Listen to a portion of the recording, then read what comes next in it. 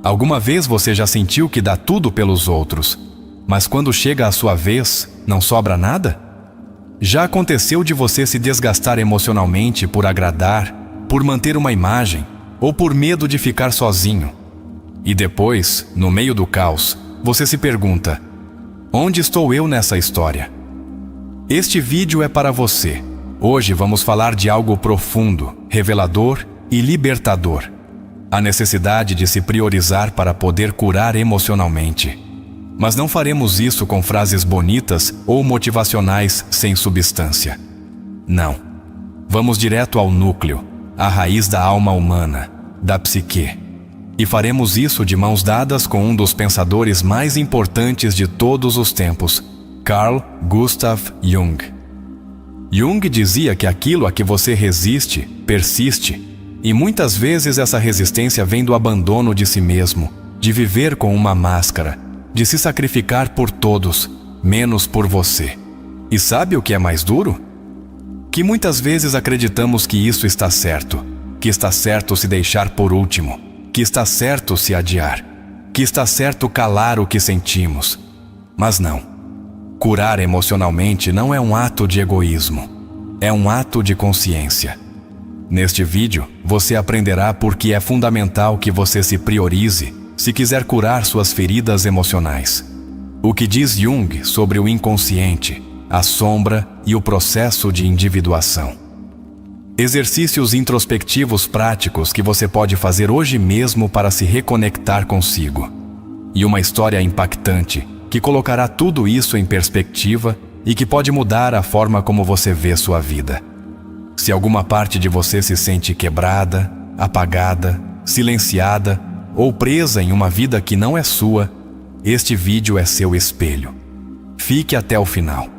Prometo que quando terminar essa jornada, você vai entender por que o amor próprio não é um luxo, é uma urgência emocional. E agora sim, vamos começar. Carl Jung dizia que aquilo que não tornamos consciente aparece em nossa vida como destino. E muitas vezes não estamos sofrendo pelo que nos fizeram, mas pelo que não nos permitimos sentir, nomear ou enfrentar. Essa é a base da cura emocional. Reconhecer que nossas feridas têm nome, forma e origem. Não podemos seguir avançando com a alma fragmentada enquanto fingimos que está tudo bem. Quando alguém não se prioriza, começa a se desvanecer. Começa a responder ao que os outros querem ver, às demandas do ambiente, ao ruído das expectativas. Mas cada vez que você diz sim quando queria dizer não, você se trai um pouco. E essa traição não é inocente, ela se acumula, transforma-se em ansiedade, em insônia, em tristeza crônica. Seu corpo e sua alma sabem quando você não está sendo fiel a si mesmo. Jung propunha o caminho da individuação, um processo de chegar a ser quem você realmente é. Não quem te disseram que você deveria ser. Não quem você mesmo fingiu ser para sobreviver. Mas o você essencial. O você profundo. Priorizar-se é iniciar esse processo. E não é confortável. É, na verdade, profundamente desconfortável. Porque implica reconhecer tudo o que você deixou para trás por estar disponível para os outros. Muitas vezes, acreditamos que nos amar é egoísta. Mas Jung tinha uma visão contrária. Dizia que o verdadeiro amor pelo outro só é possível quando nos conhecemos e nos aceitamos profundamente. Se você não se conhece, se não se aceita, o que você está dando realmente? Um reflexo? Uma ilusão? Uma versão quebrada que espera que o outro a conserte? A cura emocional não é um ato mágico, é um ato brutalmente honesto. Jung insistia que não há despertar da consciência sem dor. As pessoas farão de tudo para evitar se confrontar com sua própria alma. Mas o que você não enfrenta, te controla. O que você ignora de si mesmo, se manifesta em suas relações, em suas decisões, em seus medos mais profundos. E aqui vai o primeiro exercício introspectivo que você pode fazer. Reserve 5 minutos para responder em voz baixa ou por escrito. Que coisas eu faço por obrigação emocional? A que pessoas eu digo sim por medo de ser rejeitado? onde eu me abandono para manter a paz, não responda rápido. Permaneça com o desconforto. Esse desconforto é parte da verdade. Voltar a si é difícil se você viveu muito tempo do lado de fora. Quando você se acostuma a fazer o que esperam, voltar ao que você é, pode parecer estranho. Mas isso não significa que você não esteja aí, esperando ser ouvido. Jung afirmava que a alma humana tem um impulso natural para a totalidade. Sua dor também é um chamado. Não para que você se destrua, mas para que você desperte. Se você não se prioriza, ninguém mais o fará. Não porque os outros sejam egoístas, mas porque só você sabe do que realmente precisa. E se nem você está reconhecendo isso, como esperar que outra pessoa o faça? Esperar que outro te salve sem antes ter atendido ao seu próprio chamado é perpetuar o abandono. Outro exercício valioso: desenhe um círculo e divida-o em 4 partes. Em cada uma delas, escreva o que você sente que entregou aos outros: seu tempo, sua paciência, suas ideias, sua energia. Depois pergunte-se: quanto de tudo isso eu dei a mim mesmo? Esse simples gesto revelará o quão fragmentada pode estar sua atenção emocional. Às vezes, acreditamos que curar é voltar a ser quem éramos antes. Mas curar é exatamente o oposto. É permitir-se ser alguém diferente, alguém mais verdadeiro. Como dizia Jung, o privilégio de uma vida é tornar-se quem você realmente é. E esse privilégio começa quando você para, se olha e decide que merece estar na sua própria lista de prioridades. O inconsciente guarda tudo o que reprimimos e quando não o enfrentamos, ele se manifesta em sintomas. Você já se perguntou por que seu estômago dói toda vez que você cala algo? Por que não consegue dormir depois de se trair?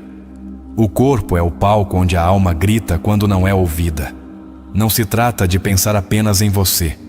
Trata-se de se incluir em suas decisões, de deixar de ser o fantasma da sua própria vida, de ocupar um lugar claro, digno e presente.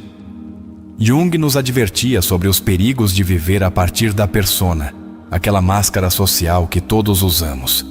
Dizia que, quando nos identificamos apenas com essa máscara, perdemos a alma.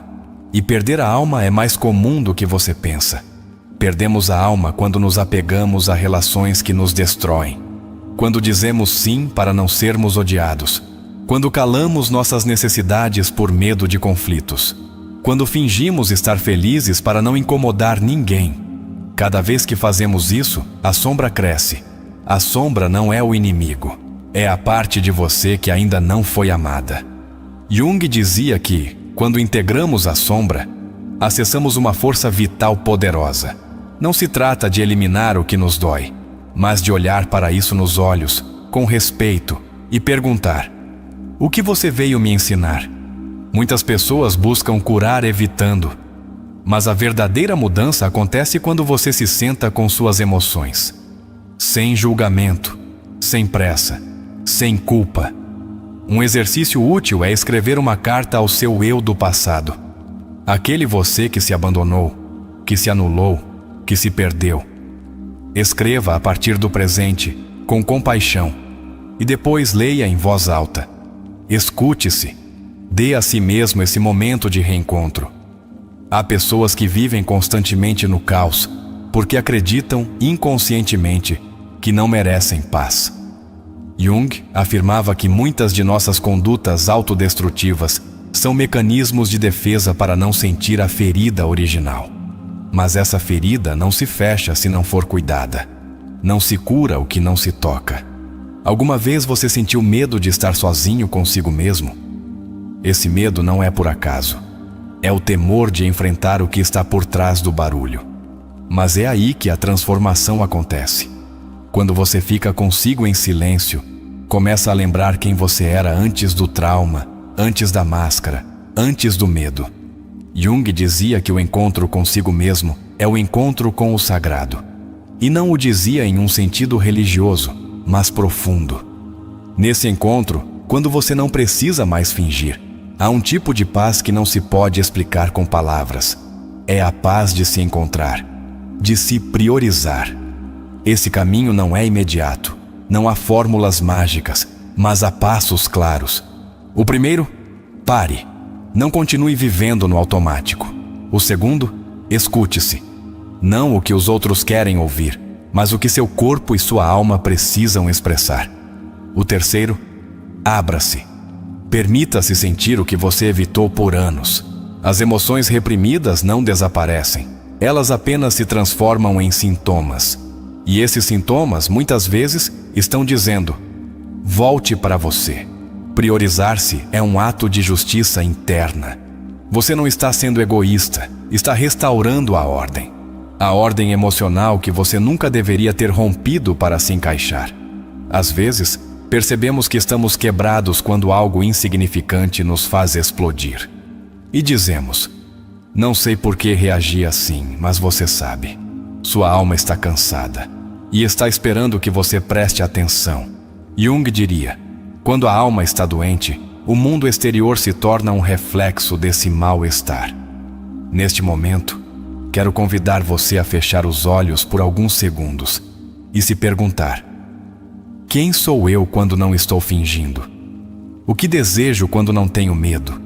De quem sinto falta de mim? Essa é uma prática poderosa. É o início do reencontro. Disseram a você que os outros vêm primeiro, mas ninguém pode dar a partir do vazio. Jung insistia que o amor próprio é a base de qualquer transformação real.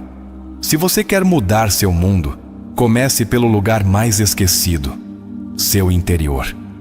Pense nesta metáfora. Se você fosse um jardim, como está? Descuidado, murchado, seco ou nutrido, cuidado, florescendo? A alma precisa de alimento. E esse alimento vem da sua própria atenção, de deixar de esperar que o outro te regue. Você também sabe como se dar água. Há algo profundamente libertador em se escolher. Não como reação, mas como verdade. Como quem entende que não quer mais viver a partir da escassez emocional. Jung dizia que o maior problema do homem moderno é que ele perdeu o contato com sua alma. Recuperá-la não é um luxo, é uma urgência. E agora, gostaria que você participasse de uma dinâmica poderosa. Se este vídeo tocou seu coração, se alguma frase ressoou com você, se você sentiu que isso era para você, eu te convido a deixar nos comentários a seguinte frase: hoje começo a voltar para mim. Ao escrevê-la, você está se comprometendo consigo mesmo. Não comigo, não com este canal, com você, porque você é o seu lar. Quando Jung falava do inconsciente, não se referia a um simples depósito de memórias reprimidas.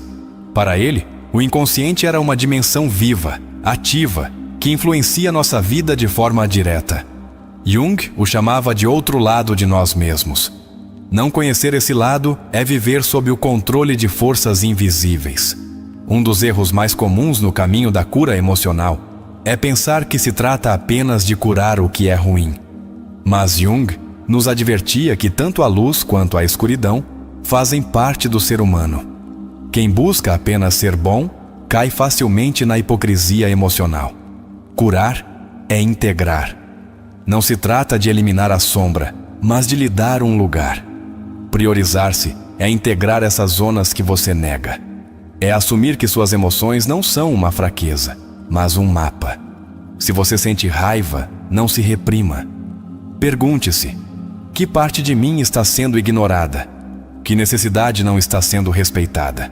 Sigmund Freud, mestre de Jung e depois seu contraditor, falava do retorno do reprimido. Essa energia que não expressamos nunca desaparece. Ela se torna sintoma. Se não a falamos, a somatizamos. Se não a choramos, a agimos. A sombra não desaparece, ela se esconde em seus hábitos. Jung tomou essa ideia freudiana e a elevou. Disse que não reprimimos apenas o traumático, mas também o luminoso. Muitas pessoas reprimiram seu poder, sua voz, sua força criativa, porque temiam brilhar. Porque quando crianças, aprenderam que brilhar era perigoso. Priorizar-se é também permitir-se ser quem você é em sua máxima expressão, sem culpa. A culpa é um veneno emocional que costuma acompanhar aqueles que tentam se colocar em primeiro lugar. Jung dizia que a culpa muitas vezes é um sintoma do condicionamento cultural, não da moral interna. Sentimos-nos culpados por desobedecer ao personagem que construímos, mesmo que esse personagem já não nos represente. Viktor Frankl, outro grande pensador, dizia que quando o homem não pode mais mudar uma situação, ele é chamado a mudar a si mesmo. Isso implica assumir a responsabilidade. Ninguém virá curar sua história. Ninguém conhece suas feridas como você. A cura não virá de fora. Virá quando você decidir voltar para si. E para voltar para si, você deve passar por um processo de morte simbólica. Jung o comparava ao mito do herói que desce aos infernos. É necessário tocar o fundo para poder renascer. A crise, dizia ele, não é o fim, mas a porta para uma transformação mais profunda. E o que isso tem a ver com se priorizar? Tudo. Porque quando você toca o fundo, descobre o que é essencial. Quando não pode mais fingir, quando a vida te tira os personagens, a única coisa que resta é você. E aí, bem aí, começa a cura. Há muitas pessoas vivendo como se fossem apenas um papel. A mãe perfeita, o amigo leal, o trabalhador exemplar. Mas por trás desses papéis, há uma alma exigindo ser vista. Jung dizia que a neurose muitas vezes nasce quando a alma não tolera mais fingir. A alma fala em símbolos, em sonhos, em sensações difusas. Se você a ignora, adoece. Se a escuta, desperta. É por isso que Jung trabalhava tanto com os sonhos. Ele os via como mensagens do inconsciente, revelações do que não estamos vendo na vigília. Priorizar-se implica começar a ouvir essas mensagens. Anote seus sonhos. Pergunte-se o que eles querem te dizer. Não busque respostas lógicas, busque conexões emocionais. O inconsciente fala uma linguagem diferente. E se você aprender a escutá-lo, saberá onde está sua ferida e também onde está seu remédio. Há um conceito junguiano muito poderoso chamado o si mesmo, self.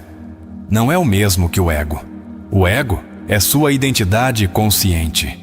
O si mesmo é a totalidade do seu ser, consciente e inconsciente, sombra e luz, passado e potencial. Quando você se prioriza, está escolhendo se alinhar com o seu si mesmo. Está voltando para casa. Muitos temem que, se escolherem a si mesmos, ficarão sozinhos. Mas a verdadeira solidão é estar rodeado de pessoas e sentir que ninguém te vê de verdade.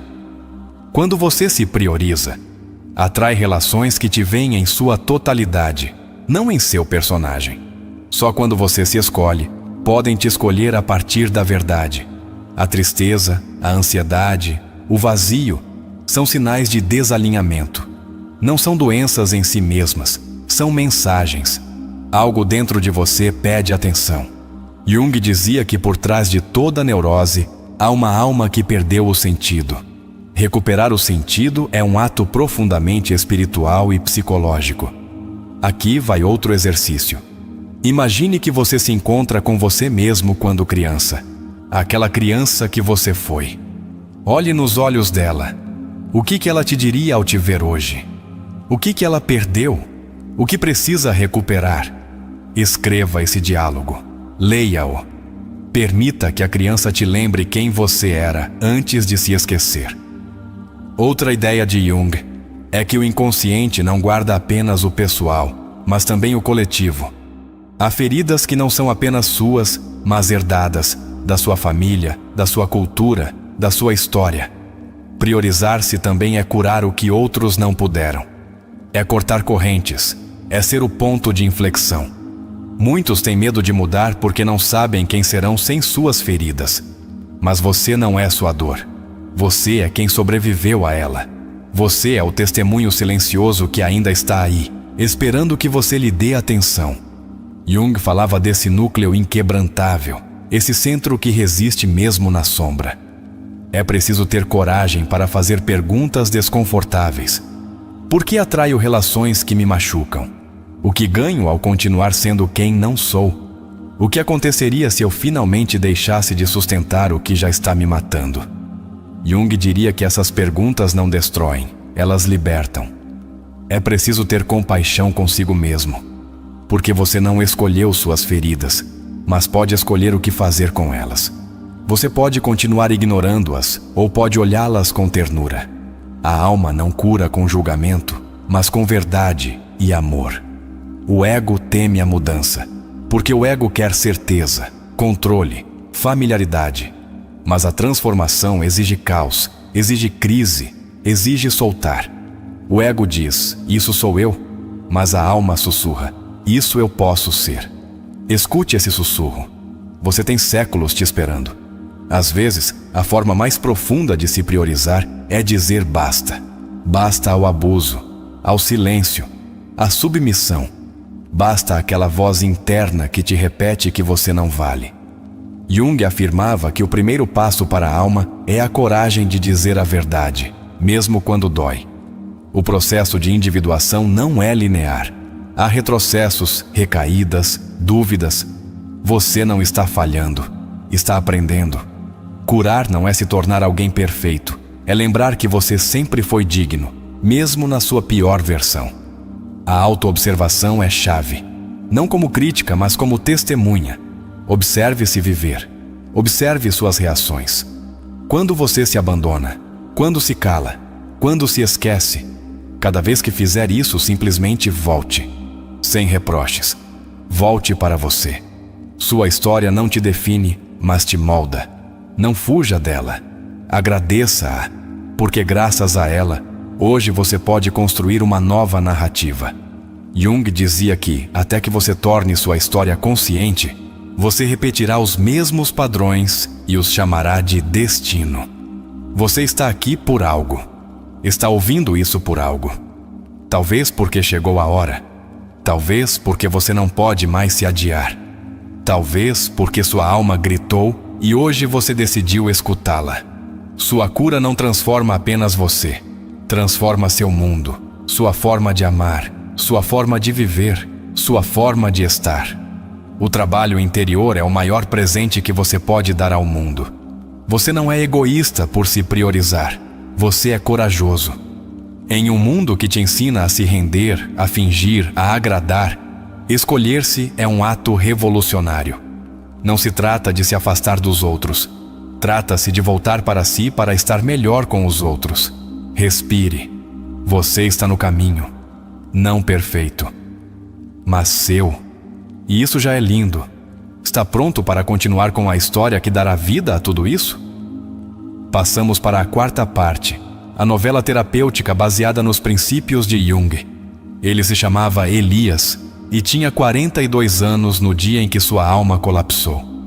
Não houve uma grande tragédia, nem uma perda devastadora. Apenas o silêncio. Um silêncio seco e espesso, que o envolveu de repente enquanto tomava café em frente à janela de seu apartamento. Lá fora chovia, e dentro dele também. Durante anos, Elias havia vivido para os outros. Filho obediente, marido exemplar, chefe responsável, amigo presente, sempre disponível, sempre sorridente, sempre correto. Mas naquela manhã cinzenta, enquanto o café esfriava em sua mão, sentiu uma pontada estranha no peito. Não era dor física. Era algo mais profundo, como se sua alma estivesse lembrando-o de que não podia mais continuar assim. Suas mãos tremiam, não de frio, mas de verdade. Porque pela primeira vez em anos, ele não tinha a quem agradar. Não tinha uma reunião, um compromisso, uma desculpa para fugir de si mesmo. Só estava ele. E nesse silêncio, ele percebeu que não se conhecia. Lembrou-se de uma frase que havia lido anos atrás, quase por acidente. Quem olha para dentro, desperta. A frase era de um tal Carl Jung. Na época pareceu-lhe uma frase bonita, mas hoje, essa frase soava como uma ordem. Elias não dormia bem há meses. Acordava assustado às 3 da madrugada, com o coração galopando e uma angústia que ele não sabia de onde vinha. Sua esposa dormia ao seu lado, seu filho no quarto ao lado, e ainda assim, ele se sentia completamente sozinho. como se sua alma estivesse em outro lugar. Naquela manhã, decidiu não ir trabalhar. Sentou-se em frente ao espelho do banheiro e se observou, mas não viu um homem. Viu um personagem, uma máscara, uma versão domesticada de si mesmo que havia aprendido a funcionar, a ser aceita, mas não a viver. Em seu rosto cansado, reconheceu algo ancestral, uma tristeza antiga, como se, por gerações, os homens de sua família tivessem vivido assim, em silêncio, carregando culpas, sustentando estruturas alheias. Não era apenas sua história que doía, era algo maior, mais profundo. Saiu de casa sem rumo, caminhou sob a chuva sem guarda-chuva. Sentia que precisava se molhar por dentro, deixar que algo o atravessasse. Caminhou por horas até chegar a uma pequena livraria no centro. Entrou sem saber o que procurava. Só sabia que precisava de respostas. Um livro chamou sua atenção. Estava em uma prateleira baixa, empoeirado. Chamava-se O Homem e Seus Símbolos, de Carl Jung. Pegou-o com as mãos molhadas, como se fosse uma relíquia sagrada. Algo dentro dele soube que aquele livro falaria com ele. Voltou para casa, fechou as cortinas e mergulhou na leitura. Página após página, Jung falava de símbolos, de sonhos, de arquétipos, da sombra. Mas não eram teorias para Elias. Eram verdades que batiam em seu peito. Cada palavra era um espelho. Sentiu vertigem, como se toda a sua vida estivesse desmoronando. Mas não era destruição, era revelação. Pela primeira vez, ele compreendia que não estava louco. Estava desconectado. Havia vivido tanto tempo para fora, que esquecera que tinha um mundo interno. A sombra. Esse conceito o abalou. Jung explicava que a sombra não é o mal, mas o que reprimimos. E Elias compreendeu, com uma pontada de dor, que havia reprimido tudo o que o fazia humano. Sua raiva, seu desejo, sua vulnerabilidade, sua criatividade. Chorou. Não por tristeza, por alívio. Era como se alguém finalmente lhe dissesse que sua escuridão também fazia parte dele e que ele não precisava eliminá-la, mas integrá-la. Seu choro não era fraco, era uma descarga elétrica. Era sua alma voltando. Passaram-se dias em que Elias não conseguia fazer outra coisa senão ler, escrever, lembrar. Começou a sonhar. Sonhos vívidos, simbólicos, estranhos. Um lobo o perseguia em uma floresta. Uma figura encapuzada lhe oferecia um espelho. Uma menina pegava sua mão e o guiava até um poço. Anotava cada sonho. Analisava-os. Descobria que o lobo era seu medo de ser livre. Que a figura encapuzada era sua verdade oculta. Que a menina era seu eu interior, aquela parte inocente que ainda acreditava nele. Seus sonhos eram seus terapeutas. Começou a falar consigo mesmo em voz alta. Escutava-se, respondia-se, às vezes discutia. Era como se estivesse reconstruindo uma relação quebrada. A relação mais importante, a que tinha consigo mesmo. O processo foi doloroso.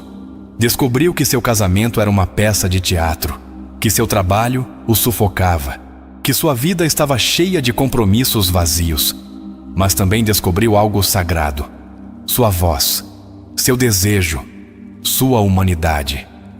Começou a escrever cartas que nunca enviaria. Para seu pai, que nunca soube como amar. Para sua mãe, que o amou a partir do sacrifício. Para seu filho, que repetia seus padrões. E para si mesmo, para aquela criança que um dia sonhou ser escritor, mas escolheu ser gerente. Com cada carta, algo curava. Jung dizia que o inconsciente é criativo, e Elias comprovava isso. Começou a escrever histórias, a compor melodias na guitarra que estava empoeirada há anos. Sua alma estava despertando. Mas o despertar também traz crises. Uma noite sua esposa perguntou o que estava acontecendo com ele. Ele, tremendo, disse a verdade. Não sei mais quem sou, mas estou começando a descobrir. Ela chorou, ele também. Não sabiam o que viria, mas sabiam que algo precisava mudar. Elias não fugiu. Ficou, Às vezes dormia no sofá, às vezes chorava no banheiro, às vezes ria sozinho, mas continuava lá, vivendo o processo, enfrentando suas máscaras, falando com sua sombra, alimentando sua alma. Começou terapia com um psicólogo junguiano. Não queria remédios, queria entender. O terapeuta pediu que ele desenhasse seus sonhos, que os analisasse, que escutasse seu corpo. Era uma viagem para dentro, um descenso aos seus infernos pessoais. E nesse descenso, encontrou pepitas de ouro, memórias esquecidas, desejos adormecidos, confissões internas. Aprendeu que se priorizar não era deixar de amar os outros, era deixar de se esquecer. Era voltar a ocupar seu lugar em sua própria vida. Cada vez que dizia não ao que o destruía, sentia medo, mas também liberdade. Era um músculo novo, uma linguagem nova. Ele não sabia falar a partir da alma, mas estava aprendendo, palavra por palavra, silêncio por silêncio. Um dia, ao se olhar no espelho, não viu um estranho. Viu alguém em construção, não perfeito, mas real, com cicatrizes, com ternura, com uma luz trêmula, mas presente. Sorriu. Pela primeira vez, seu sorriso era para si mesmo. Jung diria que Elias havia iniciado o processo de individuação. Não porque tivesse respostas, mas porque ousou fazer perguntas, porque desceu à sombra e começou a integrar suas partes perdidas, porque escolheu o caminho da alma, não do personagem. Ele não sabia como tudo terminaria. Seu casamento estava por um fio, seu trabalho era uma incerteza, mas ele estava presente, estava desperto, e isso bastava. Ele havia parado de fugir, havia começado a se habitar. Essa é apenas a primeira parte de sua história. Uma história que continuará, uma história que talvez também seja a sua. Está pronto para a segunda parte da novela? Elias acordou de madrugada com o peito agitado. Não era um ataque de ansiedade, pelo menos não como antes. Era outra coisa. Um sonho o havia abalado. Nele, estava preso em uma sala sem portas, cercado por espelhos quebrados. Cada espelho mostrava uma versão diferente de si mesmo. Um era o pai que fingia, outro o marido obediente, outro a criança muda. Todos o olhavam, mas nenhum o escutava. Sentou-se na cama, suado. Pegou seu caderno de sonhos e desenhou a sala. Depois anotou o que sentiu. Todos me olham, mas ninguém me conhece. Me multipliquei para sobreviver e no processo me fragmentei. Escrever isso foi como arrancar uma verdade cravada no peito. Na terapia, falou sobre o sonho. Seu psicólogo disse que aquela sala era o símbolo de sua mente fragmentada. Os espelhos eram suas máscaras, e sua tarefa era reuni-los, não destruí-los. Ele não deveria rejeitar esses eus, mas integrá-los. Jung chamava isso de caminho para o si mesmo. Durante o dia, Elias começou a observar seus gestos. Como falava com seu chefe com um sorriso que não sentia. Como com sua esposa fingia entusiasmo. Como com seu filho falava a partir da correção, não do fogo. Era como ver um filme em câmera lenta, da sua própria falsidade. Não se julgou. Já não fazia isso.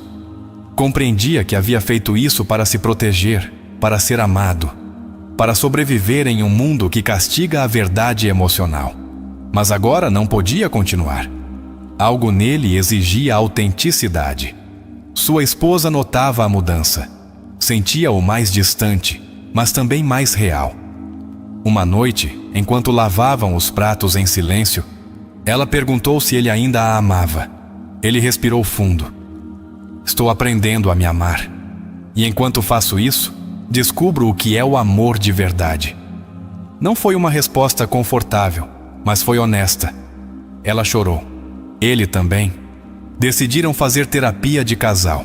Não para salvar o casamento, mas para descobrir se havia algo verdadeiro que ainda os unisse. Jung dizia que muitas relações fracassam porque duas metades vazias não podem formar uma totalidade. Elias não queria amar a partir da necessidade. Queria amar a partir da escolha. Seu filho também percebia a mudança. Via-o mais calado, mais presente. Uma tarde, enquanto brincavam, o menino perguntou: "Papai, você também tem medo às vezes?" Elias olhou nos olhos dele. Não mentiu. "Sim, filho. Muito. Mas estou aprendendo a não correr."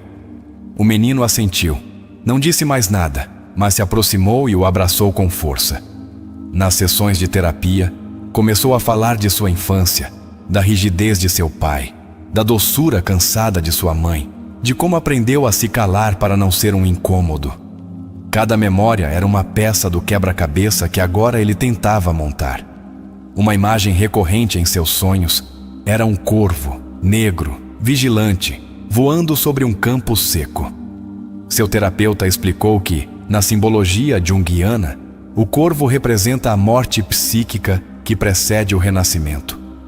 Elias começou a ver o corvo como seu aliado. Às vezes, imaginava-o pousado em seu ombro, como um guardião silencioso. Falava com ele, pedia orientação. Jung insistia que o inconsciente responde quando tratado com respeito. E Elias comprovava isso. Sua vida interna se tornava mais rica, mais simbólica, mais real. Começou a escrever. Não apenas sonhos, mas pensamentos, memórias, cenas. Um dia escreveu: "Passei a vida querendo ser aprovado. Agora só quero ser íntegro." Essa frase ele pendurou em seu quarto. Era seu novo norte. Nos fins de semana, saía para o bosque. Caminhava sozinho. Sentava-se entre as árvores. Fechava os olhos. Respirava. Escutava. Não pedia respostas. Apenas presença. O silêncio já não o assustava. Tornara-se seu aliado. Uma tarde, encontrou uma pedra branca, redonda, lisa. Guardou-a no bolso. Chamava-a de pedra da alma. Quando sentia ansiedade, apertava-a.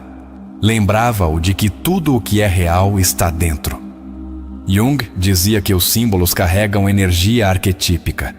E aquela pedra, para Elias, era seu símbolo de calma. As crises continuavam. Nem tudo era paz. Havia dias em que desejava desistir de tudo, voltar ao conforto de antes, ao auto-engano. Mas seu corpo já não permitia retroceder. Seu peito se fechava, sua visão embaçava. Era como se sua alma o forçasse a avançar. Aprendeu a dizer não, a sair do trabalho 1 hora antes para descansar, a não responder mensagens de quem só o procurava para descarregar, a estabelecer limites. Cada limite era um ato de amor próprio, uma pequena revolução. Um dia, seu chefe o chamou ao escritório. Ofereceram-lhe uma promoção. Mais dinheiro, mais carga, mais estresse. Por reflexo, esteve a ponto de dizer sim, mas parou. Obrigado, mas não. O silêncio foi brutal, mas a paz interior foi absoluta. Soube que havia feito o certo. Começou a estudar psicologia por curiosidade, não para mudar de carreira, mas para se entender. Os livros já não eram teorias.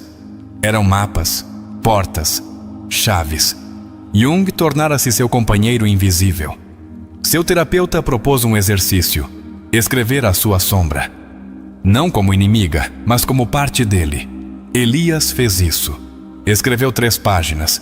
Agradeceu por protegê-lo. Pediu ajuda. Prometeu integrá-la. Chorou. Sentiu-se liberado. Também sonhou com fogo. Grandes incêndios, casas ardendo. Jung dizia que o fogo simboliza a transformação. O velho precisava queimar. E ele compreendia isso. Sua vida estava em chamas, mas dessas cinzas nasceria algo novo. Renunciou ao seu trabalho 6 meses depois. Fez isso sem um plano concreto. Só sabia que não podia continuar vendendo sua alma por estabilidade. Começou a dar aulas de escrita em uma pequena academia. Ganhava menos, mas dormia melhor. Ria mais. Estava vivo. Com sua esposa, a relação se transformou em outra coisa. Já não eram os mesmos. Aprenderam a falar sem papéis, a se tocar sem expectativas, a se ver. Às vezes doía, às vezes curava. Estavam em processo, como ele, como tudo. Seu filho começou a desenhar mais. Mostrava-lhe monstros, animais, símbolos. Elias os analisava com ternura.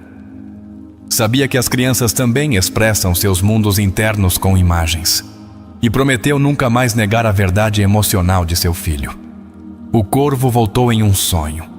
Desta vez, não voava sozinho. Guiava-o até uma caverna. Elias entrou. Lá dentro havia um espelho. Ele se olhou. Não tinha rosto. Apenas luz. Acordou suando, mas em paz. Soube que estava entrando em outra fase. A integração profunda. Deixou de buscar respostas no exterior. Começou a confiar em sua intuição. Falava consigo mesmo com ternura. Escutava-se com atenção. Priorizava-se não por ego, por respeito à sua história, à sua alma, ao seu caminho. Já não queria ser perfeito. Queria ser verdadeiro. E nesse desejo encontrou liberdade. Uma liberdade silenciosa, mas poderosa. Como a brisa que chega depois de uma tempestade. A próxima etapa estava prestes a começar. Mas desta vez, Elias não tinha medo. Sabia que o que viesse também faria parte de sua totalidade. Elias caminhava pela cidade como se fosse outra. Nada havia mudado nas ruas, mas ele já não era o mesmo. Observava as pessoas com outros olhos. Já não via suas roupas ou gestos. Sentia suas energias, o conflito oculto, as máscaras que ele mesmo carregara por anos. Uma tarde, enquanto esperava o ônibus, sentiu um desconforto intenso. Não vinha do corvo, era interno. Como se uma presença escura se movesse dentro dele. Fechou os olhos. E lá estava, uma figura vestida como ele, mas com uma expressão dura, olhos frios, postura rígida. Sua persona. Jung definia a persona como a máscara que usamos para interagir com o mundo. Não é o eu real, mas uma adaptação. Elias compreendeu que havia passado décadas sendo essa máscara, sério, produtivo, confiável. Mas por trás disso, o que havia? Naquela noite, Elias teve um sonho. Nele estava em um teatro. Todos os assentos estavam vazios, exceto um. Lá estava seu pai. No palco, ele mesmo atuava sua vida. Repetia frases, gestos, papéis. Quando terminou, seu pai aplaudiu, com tristeza, e disse: "Eu também atuei, filho." Acordou com uma sensação de legado.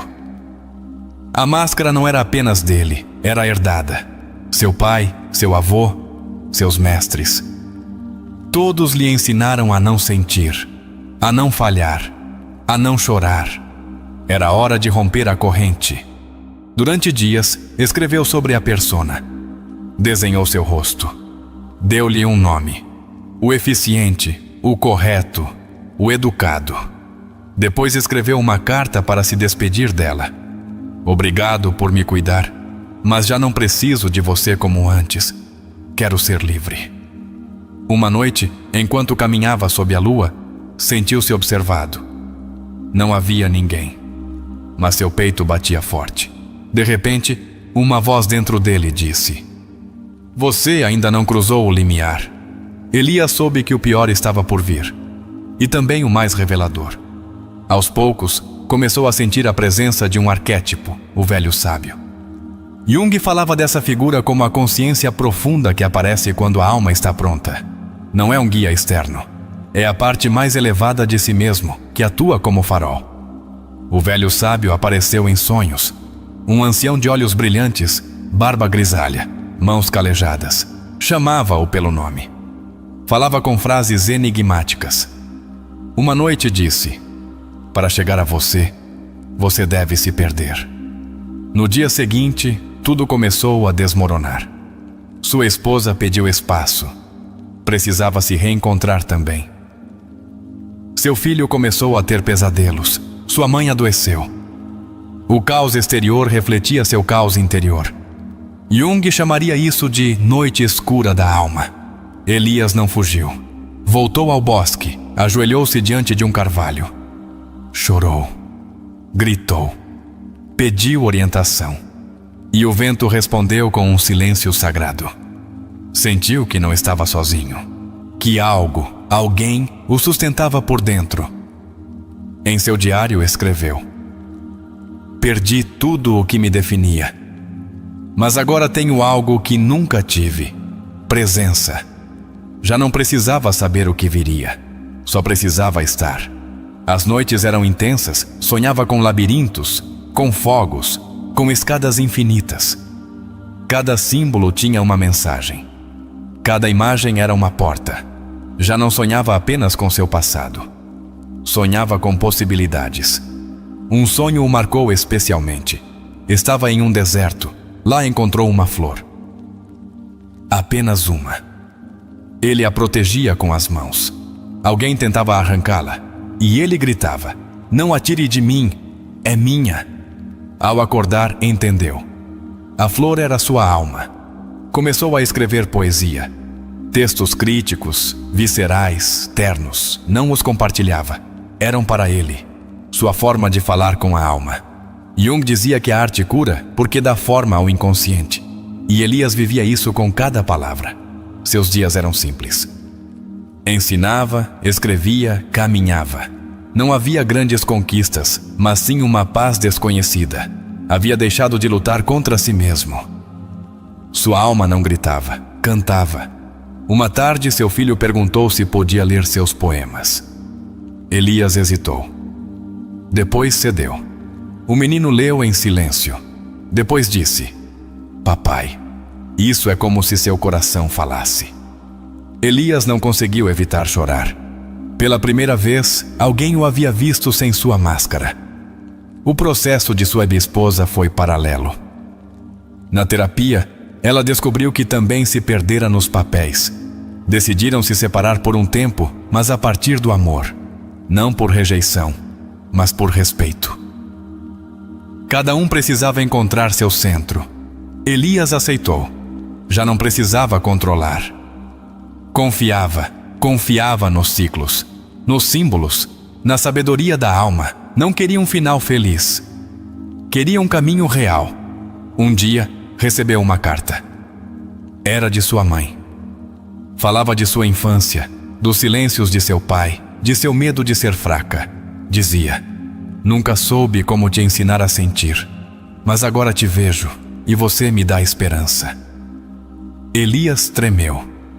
Aquela carta fechou uma ferida de décadas.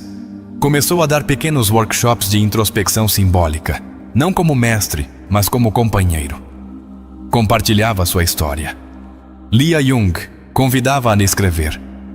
As pessoas choravam, riam, curavam-se. Elias compreendia que sua ferida também era remédio. Um participante do workshop lhe deu uma figura de argila, um homem sem rosto, com o coração na mão. Elias a colocou em sua mesa. Cada vez que duvidava, olhava para ela. Isso sou eu quando me escolho. Já não sentia culpa por se priorizar. Sabia que fazê-lo não era egoísmo, era coerência. Sua presença, agora, era mais poderosa. Já não precisava gritar, bastava estar. O velho sábio voltou em um último sonho. Desta vez, olhou para ele e disse: você cruzou o limiar. Agora caminhe. Ao acordar, Elias sentiu algo estranho. Gratidão. Pela dor, pelo caos, pelo silêncio. Tudo o havia levado àquele ponto. Começou a deixar pequenos escritos em cafés, praças, bancos. Frases como: sua alma ainda te espera, ou não esqueça quem você era antes do medo. Era sua forma de semear símbolos. Uma manhã, encontrou seu filho sob a chuva. O menino levantou o rosto e disse: gosto de me molhar. Me sinto vivo. Elias sorriu. Eu também, filho, eu também. E deram-se as mãos, como dois viajantes de volta ao lar. Haviam-se passado quase 2 anos desde aquela manhã chuvosa em que Elias se quebrou diante de sua xícara de café.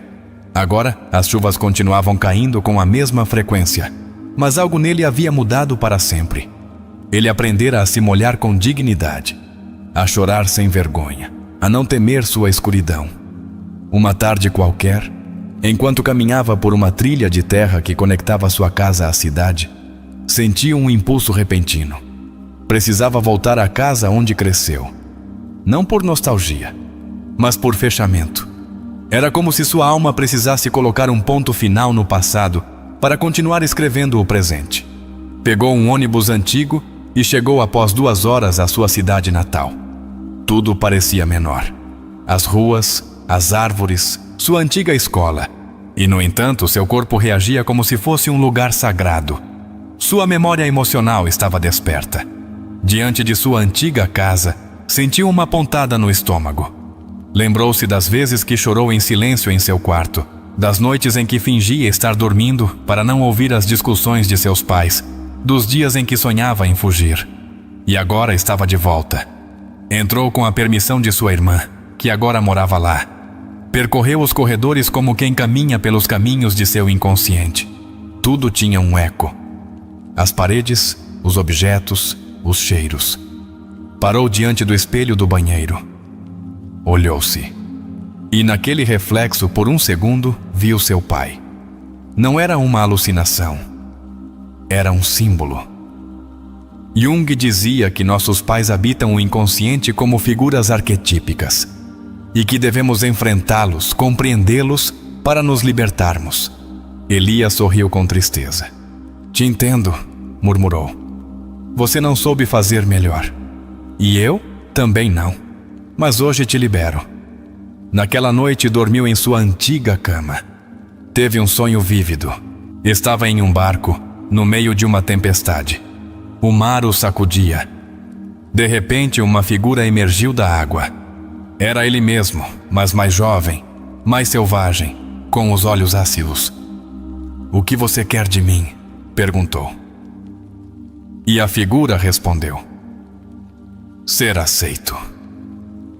Ao acordar, compreendeu. Ainda havia uma parte dele, esquecida, reprimida, que pedia integração. Seu eu selvagem, impulsivo, passional, que ele havia enterrado sob o disfarce da maturidade. A última sombra. Durante dias, permitiu-se ser espontâneo. Gritou no bosque, correu sem rumo, dançou sob a lua, não para se rebelar, mas para recuperar. Jung ensinava que a alma se cura quando se permite viver plenamente todas as suas dimensões. A relação com sua ex-esposa tomou um novo rumo. Já não eram um casal, mas se acompanhavam com ternura. Enviavam-se cartas. Às vezes se encontravam para falar do menino, às vezes apenas para lembrar que o que viveram foi real, embora já não fosse presente. Elias não buscava preencher o vazio com outra relação. Aprendera a estar só sem se sentir sozinho. Sua solidão era fértil, criativa. Não era isolamento. Era espaço sagrado. Tempo para se escutar. Um dia seu filho lhe mostrou um desenho. Era um coração com rachaduras, mas das rachaduras brotavam flores. O que significa? Perguntou Elias, e o menino disse que às vezes, quando algo se quebra, pode crescer algo bonito. Elias o abraçou com a alma. Decidiu publicar um livro com seus escritos, sonhos e reflexões. Não esperava sucesso, só desejava compartilhar o que havia aprendido. Intitulou Voltar a Mim, Crônicas de uma Sombra Reconciliada. A capa era um corvo abraçando uma flor. No dia do lançamento, apenas 20 pessoas compareceram, mas entre elas, uma mulher lhe disse: seu livro me salvou de uma depressão, e com isso bastou. Ele não escrevia por fama. Escrevia para tocar almas. Começou a dar palestras sobre cura emocional e simbolismo. Usava metáforas, sonhos, frases de Jung. Não se apresentava como especialista, mas como testemunha. Alguém que se perdera e que agora caminhava com os pés na terra e o olhar na alma. Seu terapeuta lhe disse uma vez: o verdadeiro sinal de que você está curando não é a perfeição. É a paz com a imperfeição. Elias entendia isso. Já não queria estar bem o tempo todo. Queria estar presente. Sonhou uma vez mais com o corvo. Desta vez, ele não o guiava. Apenas o olhava de uma árvore, em silêncio. Como se dissesse: você já pode voar sozinho. E ele, ao acordar, soube que seu guia interno havia se consolidado. Sua mãe faleceu meses depois. Elias não fugiu da dor. Abraçou-a. Chorou sem reservas. Escreveu uma carta para ela. E no funeral, leu uma frase de Jung: a morte só é cruel para quem não viveu. Para a alma desperta, é apenas uma mudança de forma. Voltou à sua cidade, plantou uma árvore em seu quintal e a chamou de raiz. Cada vez que se sentia confuso, sentava-se sob sua sombra. Ali, em silêncio, encontrava respostas. Elias sabia que sua história não era única, que milhares de pessoas viviam com máscaras, sem saber. Por isso falava, por isso escrevia, não para curar os outros, mas para mostrar que era possível iniciar o caminho. Uma noite, seu filho, já adolescente, perguntou se ele estava feliz. Elias olhou nos olhos dele e disse: estou vivo, estou completo, e para mim isso é felicidade. Nem todos os dias eram fáceis. Havia recaídas, momentos de dúvida, dias cinzentos. Mas eles já não o assustavam. Ele sabia navegar o caos, sabia olhar para dentro sem medo. Sua sombra já não era inimiga, era parte de seu exército interno. Às vezes, enquanto cozinhava ou lia, sentia uma presença amorosa, não podia explicá-la. Era como se sua alma lhe agradecesse, como se sua criança interior, seu eu selvagem, sua sombra e sua luz lhe fizessem companhia. Já não estava sozinho, estava em unidade. Alguém lhe perguntou em uma palestra: como você sabe que está curado? Ele respondeu: não sei, mas sei que já não fujo. E isso, para mim, é liberdade. Sonhou pela última vez com o teatro. Desta vez, os assentos estavam cheios. Seu pai, sua mãe, sua esposa, seu filho, ele mesmo quando criança, o corvo, o sábio. Todos aplaudiam. E ele, no palco, não atuava. Apenas estava em silêncio. E sorria. Acordou com uma serenidade imensa. Saiu para o jardim, olhou para o céu, respirou fundo e disse, em voz baixa: obrigado. A tudo. A todos. A mim. O livro chegou às mãos de uma editora. Publicaram-no nacionalmente. Começou a receber cartas de pessoas que sentiam que aquela história também era delas. Elias não se sentia autor. Sentia-se canal. Compreendeu que sua missão era continuar compartilhando, mas sem urgência, sem pressão. Apenas como expressão natural de sua alma. Escrever era sua forma de orar, de se lembrar, de oferecer. Uma mulher chegou a um de seus workshops. Tinha os olhos tristes. Disse: estou quebrada. Elias respondeu: eu também estive, mas descobri que mesmo o que está quebrado, floresce, se você o abraçar. Começou a pintar. Cores escuras, profundas, misturadas com luzes suaves. Chamava seus quadros de retratos da alma. Nunca os vendia. Pendurava-os em sua casa, como lembretes. Sonhou uma última vez com a criança. Desta vez, abraçava-a. A criança lhe dizia: obrigado por voltar por mim. E Elias respondia: obrigado por me esperar. Vivia de forma simples, sem excessos, sem pressa, sem máscaras. Cada decisão passava por uma pergunta: isso me conecta com minha alma? Se a resposta era não, dizia não, sem culpa. Elias já não buscava sentido nas grandes coisas. Encontrava-o nas pequenas: uma xícara de chá, uma frase escrita, um olhar sincero, uma canção que o estremecia. E assim, com o passar do tempo, compreendeu a grande lição de Jung: que a alma não precisa ser consertada, só precisa ser escutada. Que a sombra não se elimina, se abraça. Que a cura não é um lugar, é um caminho. Um caminho que não termina, mas que quando você o escolhe com consciência, torna-se seu verdadeiro lar. A história de Elias é, em essência, uma representação simbólica do processo de individuação que Jung descreveu como o propósito central da vida psicológica: tornar-se si mesmo. Não um si idealizado, mas o si verdadeiro. Íntegro, completo, que integrou tanto sua luz quanto sua sombra. O primeiro grande momento na narrativa de Elias é o colapso emocional. Esse colapso representa o que Jung chamou de chamado do inconsciente. Quando a consciência construiu uma vida baseada na adaptação, mas não na autenticidade, o inconsciente começa a se rebelar. Às vezes, ele o faz por meio de sintomas: ansiedade, insônia, tristeza sem motivo aparente. Aquele café diante da janela não é apenas um cenário, é um símbolo. Jung diria que aquele instante representa o momento em que o ego não consegue mais sustentar a estrutura artificial da personalidade. O vazio não é uma punição, é o aviso de que algo novo quer surgir. Elias começa sua jornada ao reconhecer que está desconectado de si mesmo. Esse reconhecimento é chave. Jung afirmava que o primeiro passo para a consciência é a honestidade radical consigo mesmo. A história não começa quando tudo está bem. Começa quando, finalmente, se reconhece que algo está quebrado. Seu encontro com o livro de Jung é um momento arquetípico do chamado do sábio, figura presente em muitas culturas, e que representa a sabedoria que surge quando a alma está pronta para ouvir.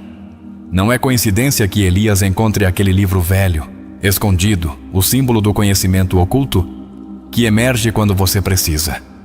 O símbolo do corvo é uma das aparições mais poderosas da narrativa.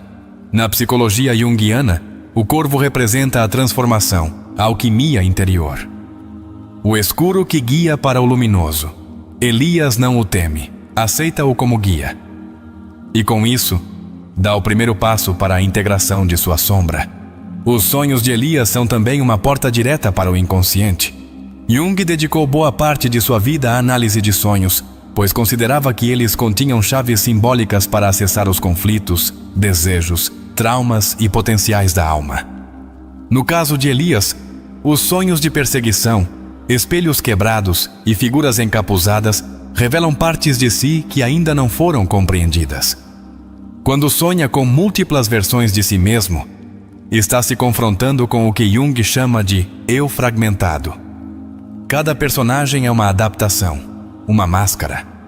A terapia junguiana não busca eliminar essas partes, mas reconhecê-las, escutá-las e compreender sua função.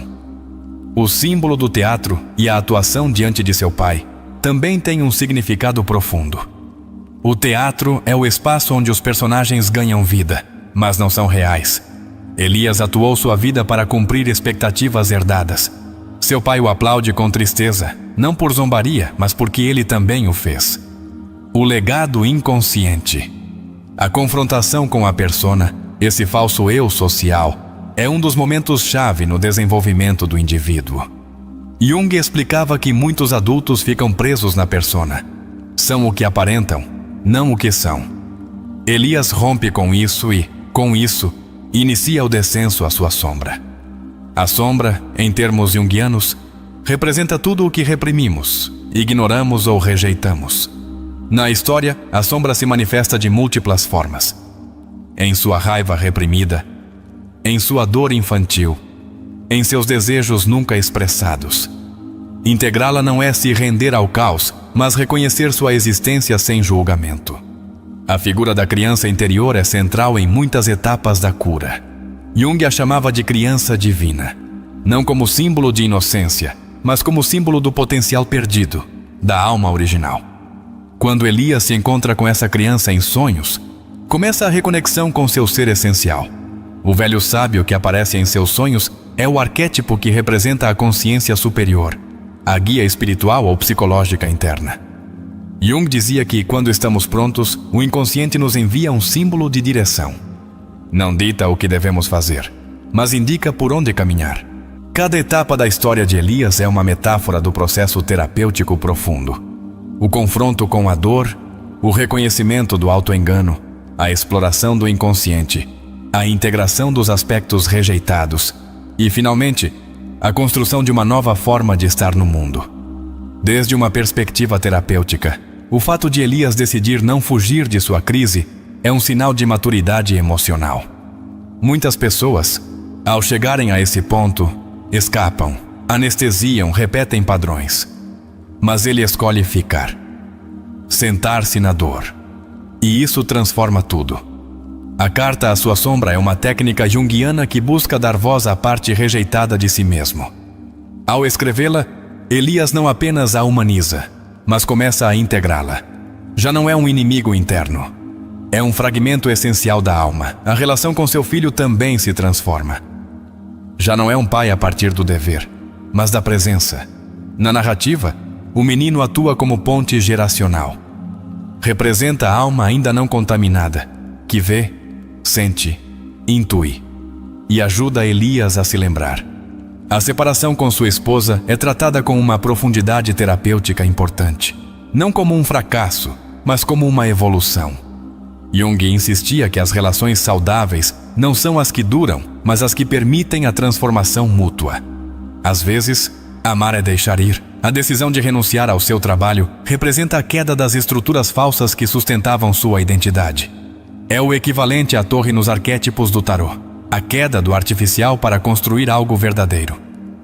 O ato de ensinar, compartilhar, escrever, não surge de uma necessidade de se destacar. Surge da alma transformada que precisa se expressar. Jung dizia que a alma precisa criar para não se afogar. A arte, a escrita, os símbolos são caminhos de expressão profunda. O sonho do deserto e da flor é um símbolo arquetípico poderoso. O deserto, a esterilidade da vida mecânica. A flor, a essência viva. A alma. Elias protege essa flor porque sabe que é a única coisa real que lhe resta. A reconciliação com seus pais, mesmo que não tenha sido total em vida, é uma etapa fundamental do processo terapêutico. Jung dizia que ninguém é realmente livre enquanto não tiver liberado seus pais de seus erros internos. A árvore que ele planta em seu quintal é também um símbolo. As raízes representam sua reconexão com a terra, com seu corpo, com sua origem. As ramas, sua expansão. É um ato profundamente junguiano. Transformar o símbolo em ação. Sua última visão no teatro, com todos os personagens de sua vida aplaudindo, é a representação final do si mesmo. Já não está fragmentado. Já não atua. Apenas está. A consciência total de seu ser foi alcançada.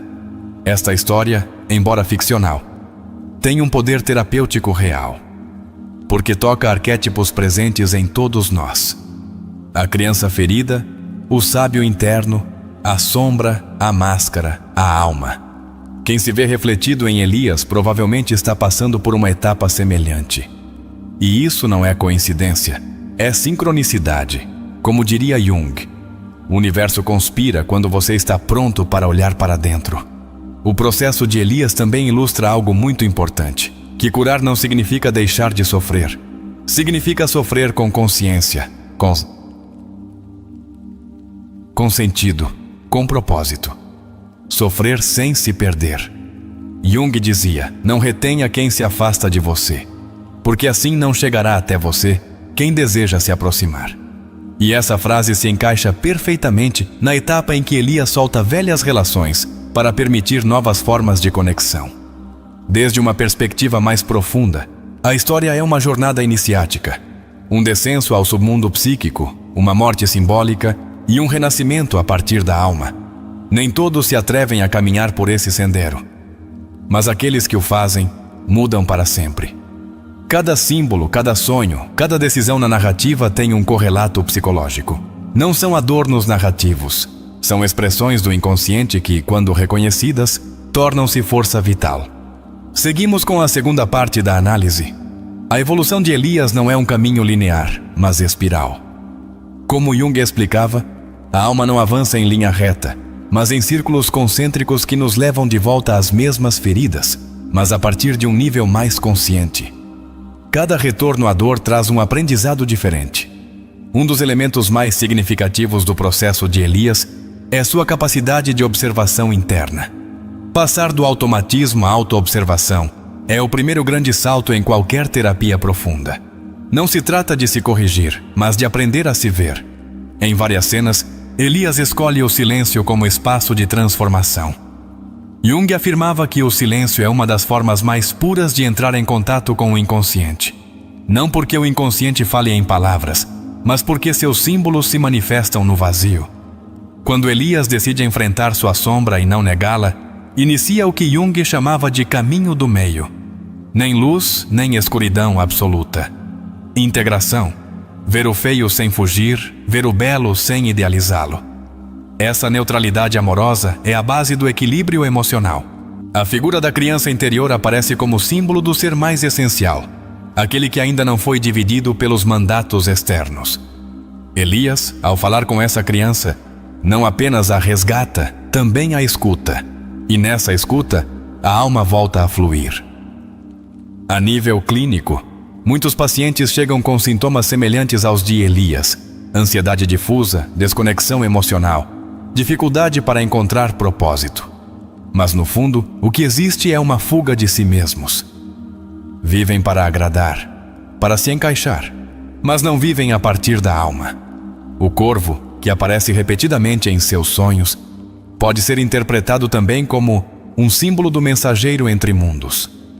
Em muitas culturas, representa aquele que atravessa a escuridão e volta com uma mensagem. Na história, o corvo não apenas guia, também observa. Valida o processo.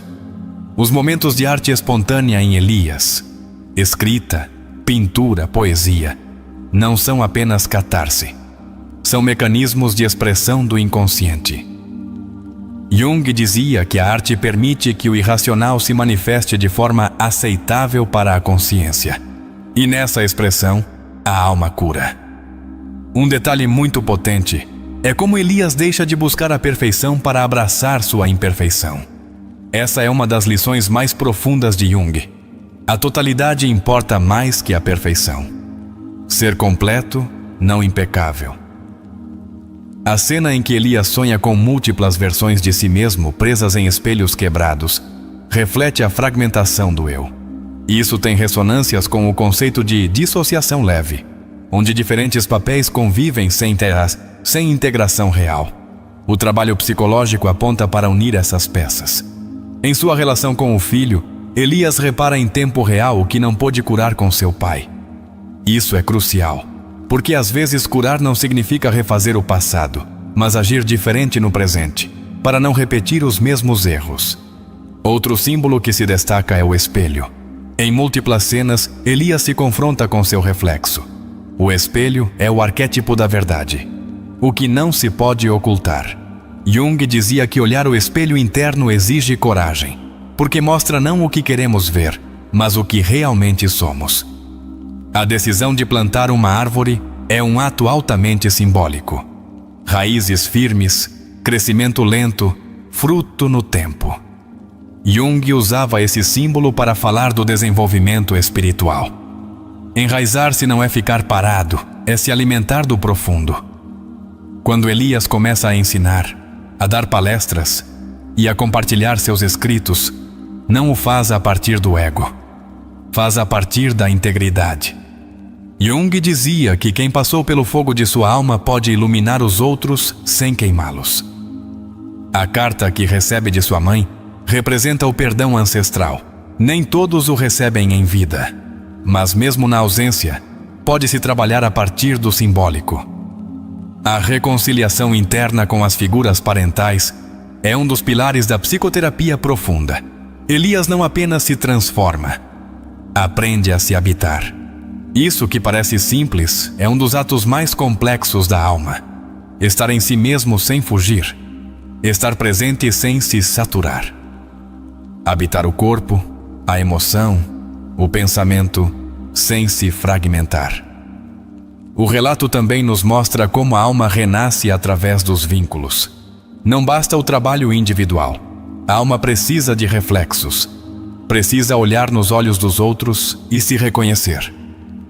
O filho, a ex-esposa, os alunos, todos funcionam como espelhos de seu processo. Um momento terapeuticamente poderoso ocorre quando Elias começa a falar em voz alta consigo mesmo.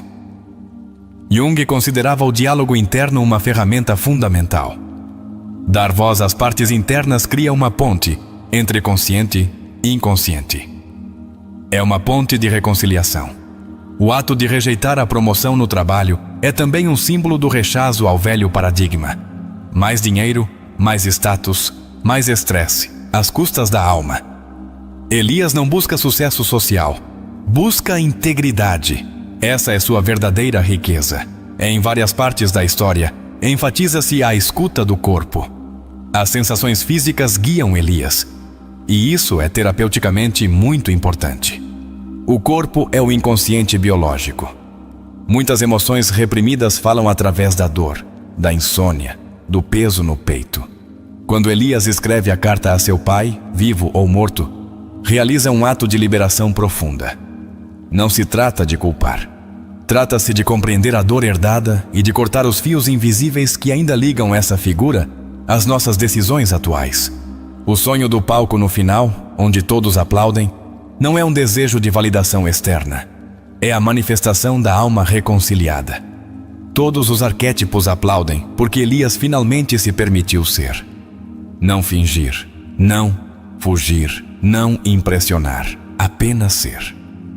A figura do velho sábio desaparece na etapa final, não porque morre, mas porque já está dentro. Jung dizia que o guia interno, uma vez integrado, torna-se intuição profunda. Você já não precisa de sinais externos. A própria alma te fala. Há um equilíbrio notável entre o caos e a calma na história. Isso não é casual. Jung afirmava que a vida psíquica saudável não elimina o conflito, mas aprende a sustentá-lo sem se quebrar. A tensão entre opostos é parte do crescimento. Quando Elias começa a deixar frases em espaços públicos, atua como um semeador de símbolos. Essa ação, simples mas poderosa, reflete uma consciência transpessoal. Ele já não pensa apenas em sua alma. Sabe que outras almas também precisam lembrar. E essa é uma das conclusões mais belas da análise. Curar não é apenas para você, é para todos os que te rodeiam. Sua cura é uma tocha silenciosa em um mundo que muitas vezes vive nas trevas. Agora que completamos a história e sua análise, falta fechar o conteúdo com uma conclusão que inspire a ação, ao questionamento e à reflexão. Você chegou até aqui. Ouviu a história de Elias, sentiu o peso de suas máscaras, a ruptura de sua alma, a sombra que o perseguia e também seu despertar. E talvez em algum momento dessa jornada você se viu refletido. Talvez você também esteja cansado de fingir, de sorrir quando por dentro grita, de agradar enquanto se esquece, de viver uma vida que não sente como sua. Carl Jung escreveu: não se pode despertar a consciência sem dor. As pessoas são capazes de fazer qualquer coisa, por mais absurda que seja, para não se confrontarem com sua alma. E agora, com tudo o que compartilhamos, permita-me fazer algumas perguntas. Não para que me responda, mas para que responda a si mesmo. Quem é você quando não está atuando? Que partes de você silenciou para se encaixar? A que você está renunciando cada vez que se adia?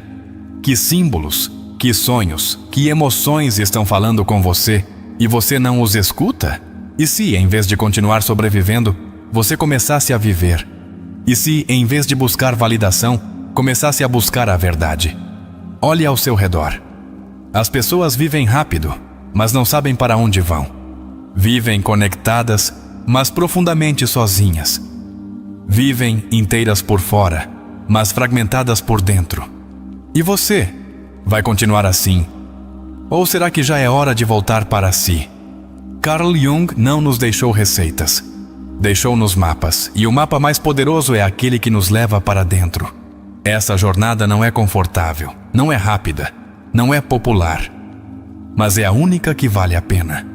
Hoje, convido você a fazer um ato simbólico. Escreva nos comentários esta frase: já não me abandono.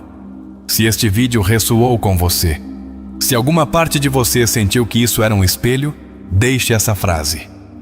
Não é para mim, é para você. É um compromisso. Uma declaração silenciosa de que você está pronto para se priorizar. Não a partir do ego, mas da alma. E antes de fechar, lembre-se disto. A solidão não é estar sozinho, é não estar em paz consigo mesmo. Carl Jung. Então, você está disposto a fazer as pazes consigo? A parar de fugir? A se sentar com suas emoções como quem se senta com um velho amigo que espera ser ouvido? Porque é aí, exatamente aí, que começa a sua cura. Obrigado por estar aqui. Nos vemos no próximo vídeo. E até lá, que sua sombra fale com você e que você a escute.